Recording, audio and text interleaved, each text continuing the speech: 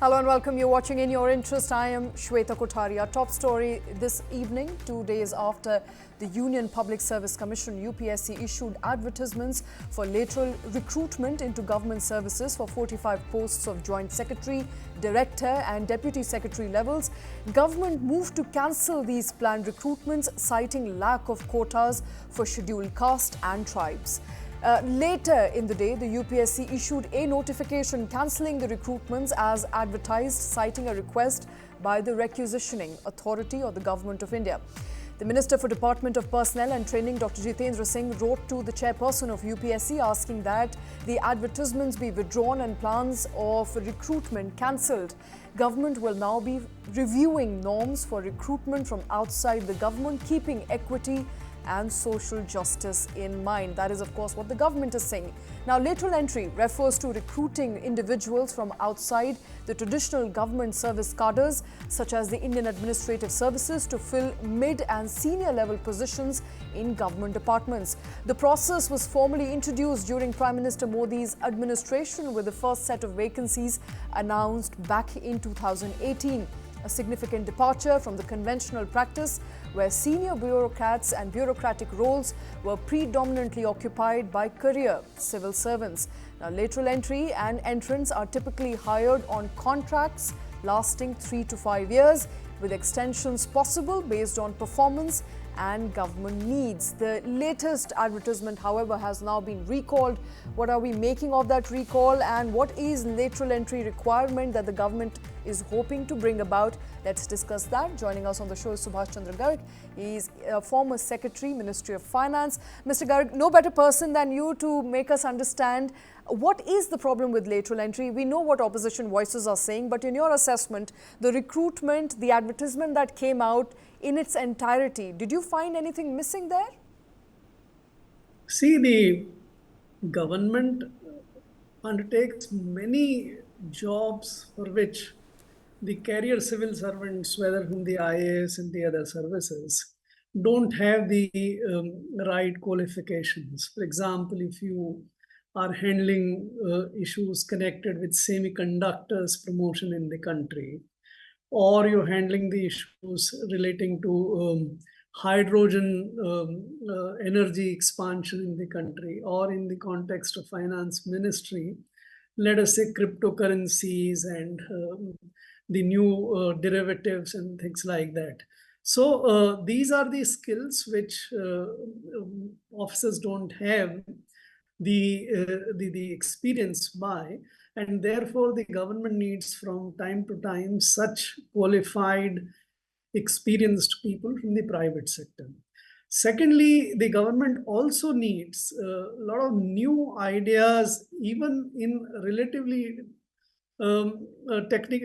relatively easier fields or common fields, like you need top economists, you need people with experience of, let us say, handling power sector reforms in the World Bank all over the world and things like that. So there are justifiable reasons for the lateral entry. And that is the reason why for time immemorial in the country, it's not recent that the lateral entries have been made. Montek Singh Ahluwalia came from the World Bank, Rakesh came from the World Bank, many other people came, Power Secretary at some point in time. So basically, it's not new. Right, Mr. Garg, you're not wrong to say it's not new. And I want to quickly take our viewers perhaps a lesson in history. This has been in making, or this has happened since 1950s. In fact, it was the UPA government in mid-2000s that actually brought about and proposed a lateral entry program. It was established in the Second Administrative Reform Commission, established in 2005. It was formally introduced in a way by the Modi regime, but it has happened before. And there are, of course, instances of men who've been at the top of power, secretary level, director level, who have held these positions despite not coming formally from UPSC or civil services cadre. So what is the problem with the current recruitment? Where exactly do you find lacunas in it, and why did the government really have to roll it back? Would it be fair, and would you right now say that this was done under pressure? So what is wrong with the current system is, and by the way, in 2018, this government successfully recruited people by way of lateral entry at joint secretaries and director.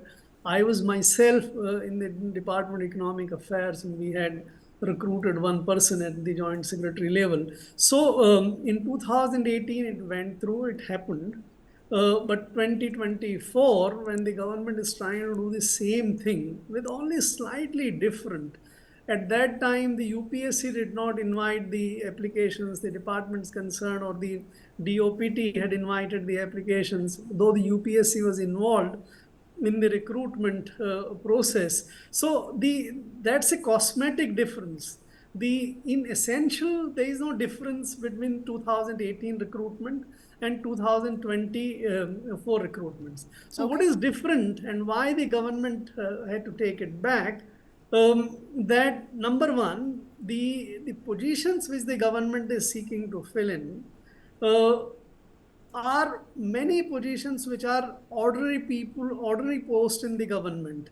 There is no great specialization required for some of them, at least, if not for all. There are some positions where you need the specialization, but so it is becoming a routine kind of.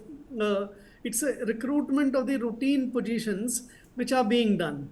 The second big difference is that in 2018, the government had a very clear majority. It did not depend upon allies and for their support or something. But now, since these recruitments don't satisfy the requirement of reservation in the positions, and not only the opposition but the allies have also objected to that kind of recruitment being made without reservation. So the government being weak today, relatively, has withdrawn. These are the two reasons to my mind why the government has withdrawn. Okay. Sir, you're saying it does not require any specialization. I'm currently looking at that ad which was initially put out, and it really asks for directors and deputy secretaries for, from agriculture to welfare to farming to a lot of these positions, from petrochemicals to commodities and in so on and so forth, and even in case of corporate affairs, many of these are specialized positions, and they would benefit from opinion. No, they are not. And they are not specialized positions. Okay. Do you not think that these would benefit these would not benefit from people with expertise from the outside? At least some of them, if not all of them? What is the specialization required for natural farming, or what is specialization for that steel ministry position, or for that matter, even an economist position in the department of? I mean, would you not need some basics in economics to be a secretary in Ministry of Finance, for that matter? You've been one, sir. Shweta, we have the Indian Economic Service, and I'm not saying that, I'm not opposing this. I think this move should have continued. Like we have been recruiting economists from the market from many years. All our chief economic advisors have been coming from the market. So it's not that. That is why I'm saying the compounding which has taken place this time, that many positions are not specialized positions, but at the same time the government is weak. Right. That is the reason why it has buckled down. In 2018, it did not buckle down. It did not have to, but this time they have done so. So this is clearly a case of a weak government, not in a position to hold on to whatever they think are the reforms required to do in personnel management and the position management. Okay.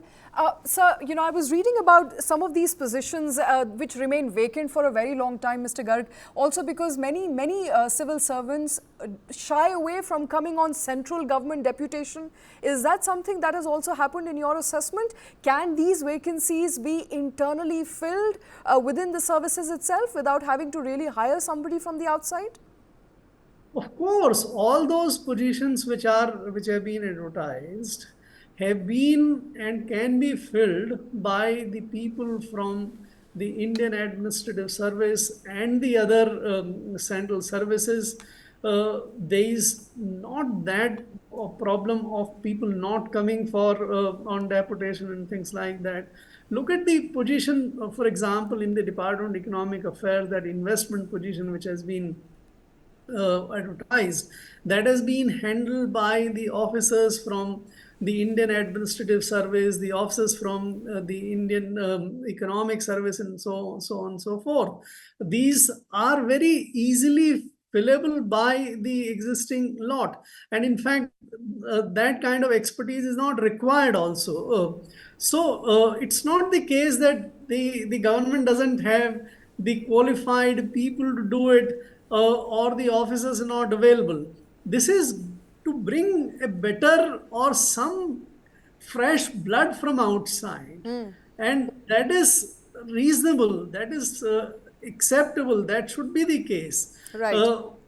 From the joint secretary onwards, people dabble in the policy making. In a market economy like ours now, a lot of policy decisions and the decisions which the government take impact the market. So people who understand market, who have worked in the market, can bring fresh Absolutely. inputs, fresh light. So And there is it's a always a welcome justification for move. this. Absolutely, and it's I'm always not a saying welcome that there is move. no justification. Right, right, absolutely. But It's always a government should welcome have move to stuck bring to in it. somebody who has expertise, even especially in cases where it requires expertise in certain posts that were advertised. Not all posts, I agree with you, sir. But before I let you go, I think it's also very crucial to really understand what sort of reforms do you think lateral entry now needs. The government says we are going to relook at norms, we are going to reform them, and partly because it buckled under pressure, not from the opposition, but its own allies at the center. It is not a government of one party today. It is a coalition government, and hence the coalition politics also kicks in. But what sort of reforms do you think lateral entry needs right now? I think the government has made this as an excuse. That's I don't think there is any particular reform they have in mind. They might try to think about how the reservation policy can be applied in the lateral recruitment. But if they do that, that is complete contradiction to the requirement of getting the specialists and the fresh blood from outside.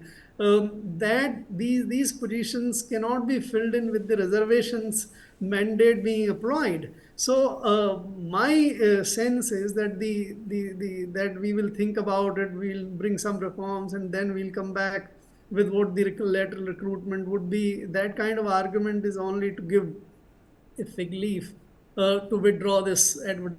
I think this is dead. Okay. Now, in the remaining tenure of the government, I don't think there would be any move towards the lateral entry. In fact, that's a sad thing to happen, because the government would be deprived from the specialization and the fresh ideas in that space. Absolutely. Subhash Chandra Garg, always a pleasure, sir. Thank you very much for joining in. Thank you for your inputs. I think, as Mr. Garg rightly pointed out, there is a need for fresh blood. There is need for more specialization, at least in certain levels of deputation on certain positions which are currently vacant with the UPSC. But the UPSC has now recalled its advertisement under the guidance of central government. Central government says we will be reforming some of those lateral entry norms. Mr. Garg believes that it may never come back, but we hope to God that it does come back, and it comes back with more fresh blood that the bureaucratic process in the country needs right now. Thank you very much.